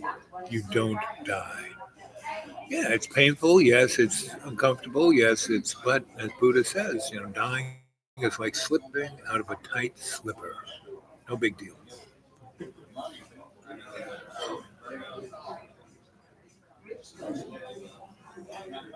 I'm not going anywhere. Brittany, don't worry about it. And again, you can get a hold of me at my dudeawake42@gmail. Anybody wants to send anything. A few of you have sent it. I'm still trying to get my bank to hook up to it, but getting closer, And I'm also going to try and do a Patreon thing on this. So you can just push the button on the show. So don't worry, Britt. And yeah, have your parents fly me to Hawaii and before Christmas. I'll be the best, houseboy you've ever had. I'm a great chef. great storyteller, really good masseuse. Your dad will love it. So will your mom, and anybody else who's in your surrounded family. And I used to get paid big bucks back in the day when I lived with Scar on Tortola. Tortola is this island just up the road from St. Thomas. It's part of the British Virgin Isles chain. And it's a volcanic island, and it has maybe 1,000 beautiful little beaches that you can only get there by boat. So the rich people love it. There's two towns, one on either end of Tortola, that have a little town and a few roads that go up the hills, but not the place isn't covered. I don't know what it's like now, but because it was volcanic rock and everything was like this, you had to get there by boat. And the rich people loved it. So I would hang out in the main town. I forget what they called it. That's where I met Scar. And there was a buddy of mine had a bar, an Irish pub, right at the end of the docks where all the boats came in. And it wasn't just like, marina. It was like, big boats came and unloaded stuff, oil and food and stuff. And yachts and other things were there. But little boats kind of were off on the side, and they would take their little boat into there and buy stuff. And then when they bought the stuff, they would take out in their own boat to their boat. That's how it worked. And I would hang out there, and the rich people would come and get outfitted and then go have some cocktails at this pub and some taka, and that's an Australian term for food, and it also comes from London. And I would be there, and I would have my little, mystic sign out, palm reading, etc., etc., and I would, tell them all about themselves and about what they were looking for, and that, and then I said, oh, and by the way, you're really kind of about it. And I would readjust them right there at the table, and then, I feel so, would you like to come with us? We need somebody to. And I said, sure. You want me there as your pool boy? That's what I call myself, pool boy. And they said, yeah.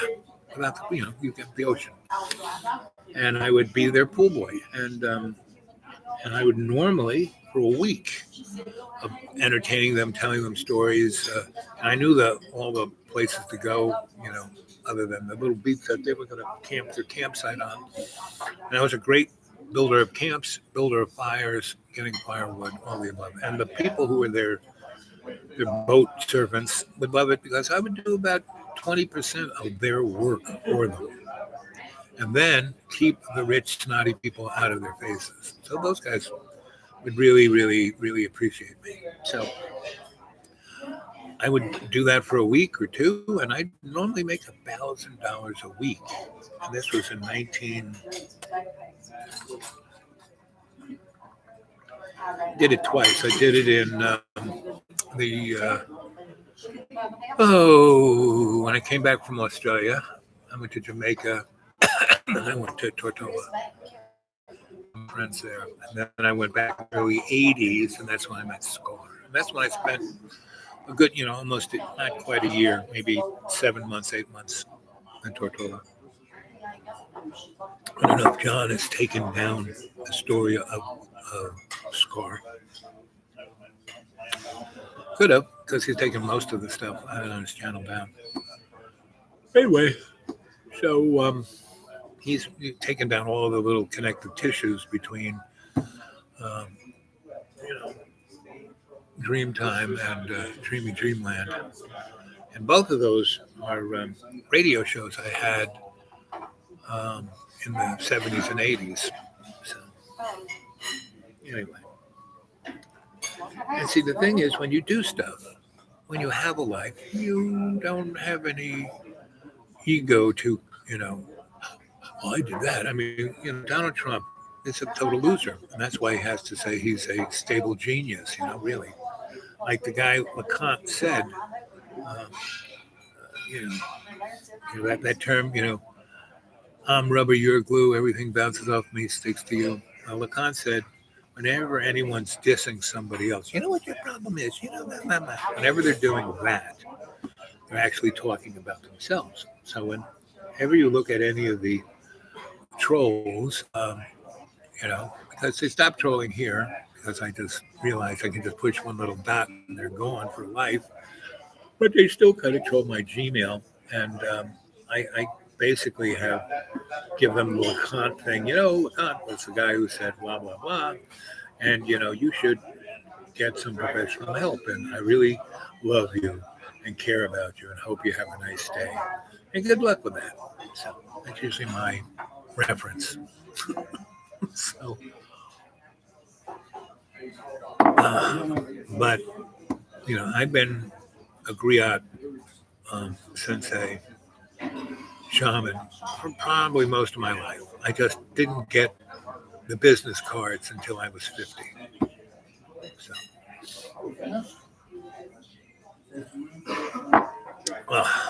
Alan, what's Alan saying here? Check your PayPal. Oh, good.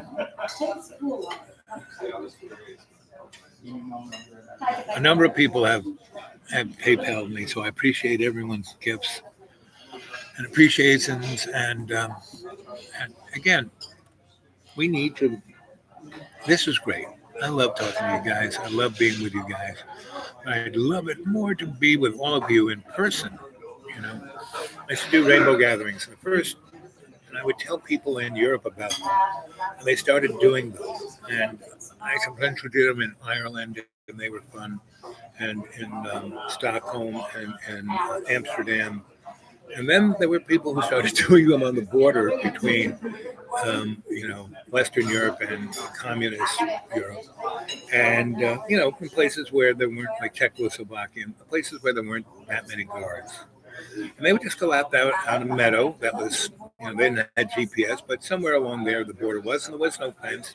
And they would have, music and food and camping. And, the first time they had 20, 30 people, then next time 50, 100 people, next time 600 people, next time about 3,000. Then, it got bigger. And as the crowds got bigger and bigger, people in Eastern Europe realized they could just kind of melt into that crew of people and mosey on into it. And that's when the curtain fell. That was one of the precursors to the in the 80s when the wall fell. But Russia was when I went to this when I was still a photographer and I was sent off to shoot the Olympics in Sarajevo in '77. And I was put up in this really fancy hotel, and Yugoslavia, Sarajevo was the tip of the elite of the communists, right? And everyone was wearing, mink coats and mink hats, and but you go in a supermarket, not much, right? And so this place I had was like Versailles, right? The bathroom was bigger than my apartment in New York, and I basically, pinched a loaf and looked around for the toilet, and there were 6 slices of like sand, really rough, nasty toilet paper, like bark, leaf, and I used all this up and still needed some more, so I called up housekeeping. I said, "Where's toilet paper?" And the lady said, "You got 6 slices." What do you mean? For 7 days. Well, you'll have to hold it for 1 day, and don't use the sheets, or we'll know. So, well, where do I? So go to the black market. I had to spend $50 for one roll of toilet paper. It wasn't Charmin, and that's when I knew the communists were not a threat, because if they could give the very rich people only 6 slices a week of toilet paper, they were not a threat. Right? So, but I could never go back to Sarajevo again because it was such a beautiful city. And when the war happened, they destroyed it because the guys put 177 howitzers, ringed the city, and just started shooting at people with, artillery because they had it.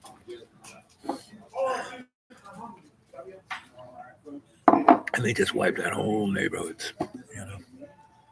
And it's just like what ISIS did to Syria. I mean, Syria was one of the most amazing architectural historical places. It's where Buddhism met Orthodox, met Islam, met everybody. Raqqa, those cities destroyed. Raqqa was a beautiful Persian city. And that's what war does. It doesn't just kill people. It kills kills memories. That's what it does. Like I could go back to Yugoslavia, because I have really good friends from there who all moved to the States and are still good friends from that time. And, they can't talk about it, so I don't. I don't talk about it. Unless they want to talk about it, and it's one-on-one, then I'll talk about it. But there are other places I've been to that.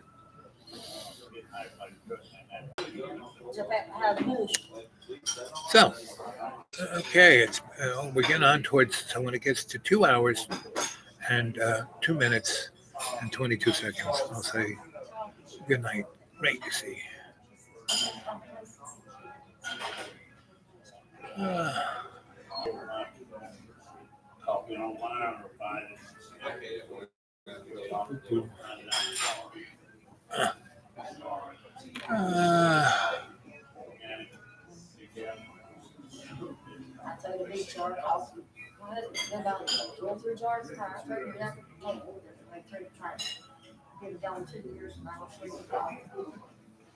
Jim Neighbors. You should feel honored. Jim Neighbors had an amazing voice. He was like an opera singer.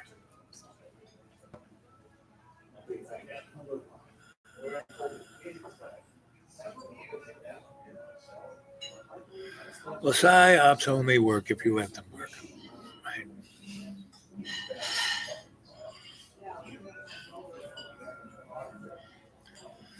Yeah, I know a lot of Buddhists, and Shinto priests. And I know every flavor of religion there is. And the people who are really nice, because I met, I know some Buddhist monks who are bully boys, You wouldn't want to meet them in a dark street at night.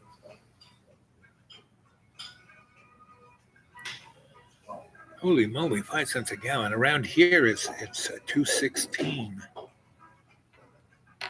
It's really, you can talk about, signs. So, they bombed Saudi Arabia and they said, oh, wow, man, that's like 5% of the world's oil. Well, they fixed it in a week and went back online. But gas was selling around here around $2.10, right? And the wholesale price for gas was about $59 a barrel, right? Well, when that refinery allegedly was attacked, the wholesale price went up to, $60, almost $70 a barrel. And the price around here went up to $3.10. Well, now oil is back down to, ridiculously low wholesale price, like $42 or 40 something dollars.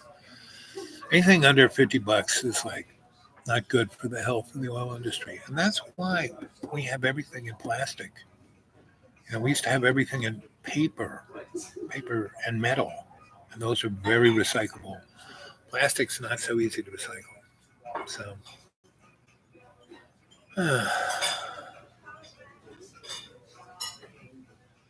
it's not what you eat, it's what's in your mind, what's in your heart. Because, those vegetables, if they're grown outdoors, they're still poison. The crap that's falling from the sky, unless you're growing your vegetables hydroponically in a totally sealed environment, you have no control over the food. It's like eating a cheeseburger. So,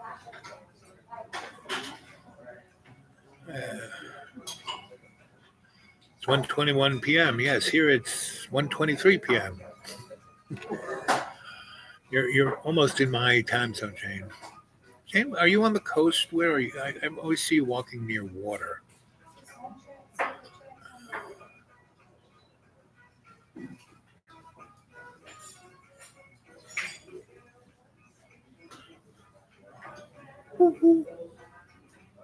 Island music. I'm just a happy girl who believes in magic. Oh, you should read Chris Hitchens on magic words. You know, Chris Hitchens is a good guy. He's been there. He's reported it. He's been a newspaper reporter. Now he's been knocking books out left and right. You should go read some of his stuff. Chris Hedges. Right? Go to Jimmy Dore YouTube. Chris Hedges interview. That's a good one to start you off. And Joe Grogan, he also interviewed him. So, doot doot. Georgian Bay. You know, Jane, one of my most favorite places to go to is Jekyll Island. Have you been to Jekyll Island?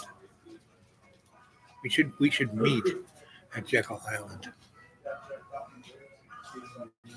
Be number one.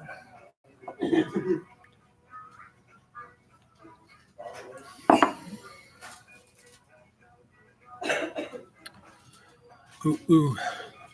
Ba ba ba ba ba.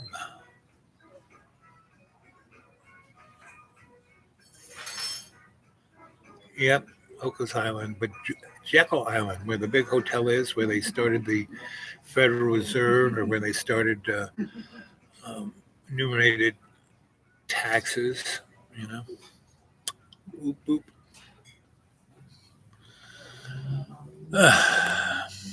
It's really nice. There's one motel I know I love going to. It's not the super fancy, it's not the low rent, but it's just right. And you go there before Christmas. The They have these suites with fireplaces, jacuzzi, the whole Megillah for like $55, right? And they have a beautiful, gigantic, big swimming pool that's always heated. It's always 70 degrees, and a outdoor, really nice jacuzzi that's 120 degrees, and it's right on the ocean. Like, yeah, the ocean to swim in, the jacuzzi, the swimming pool. And just down the road is a really great fish restaurant. You can go to the big hotel and have a great, super fancy meal. And they're all reasonable, especially before Christmas, before the crowds show up. Okay, here we go. We're getting close. It's 2 hours, 2 minutes, and it's going to be 22 seconds any minute now. So saying goodnight, Gracie, and I love you guys. And go check out, Griot Publishing, GRIOTTE publishing.blogspot.com, or xratted.blogspot.com, and go to my Gmail account.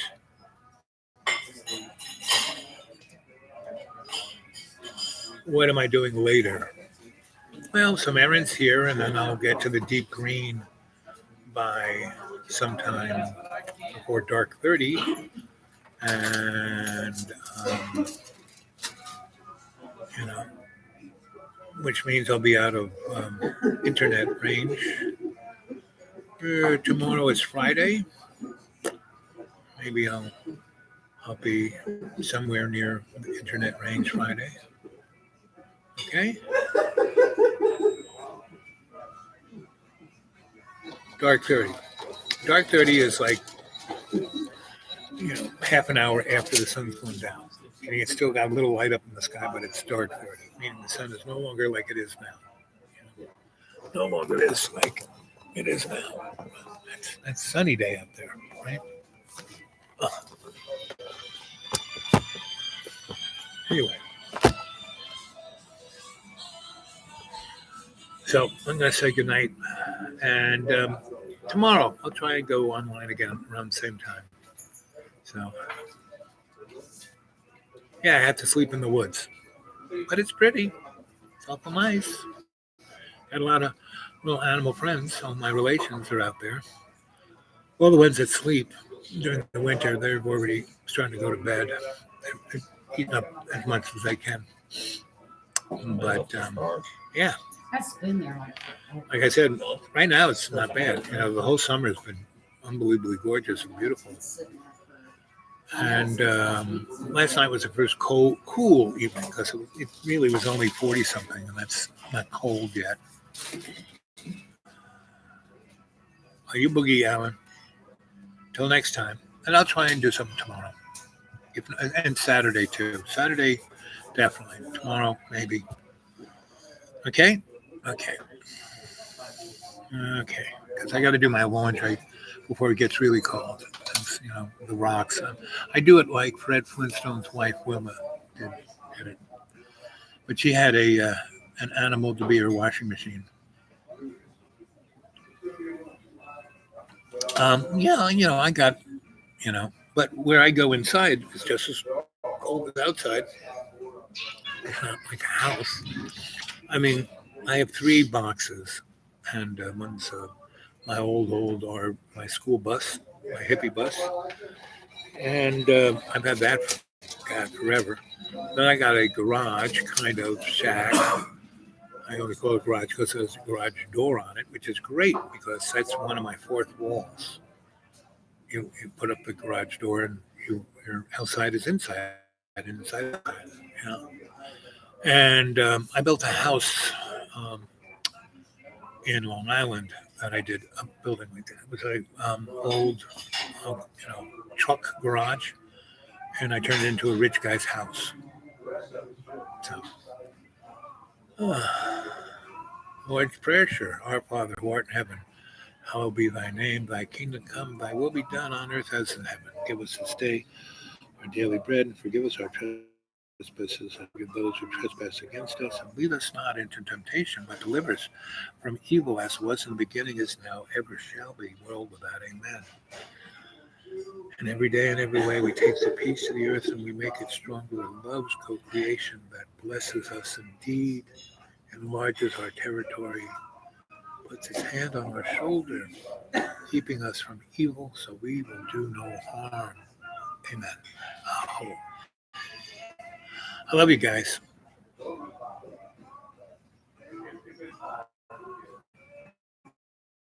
But definitely Saturday.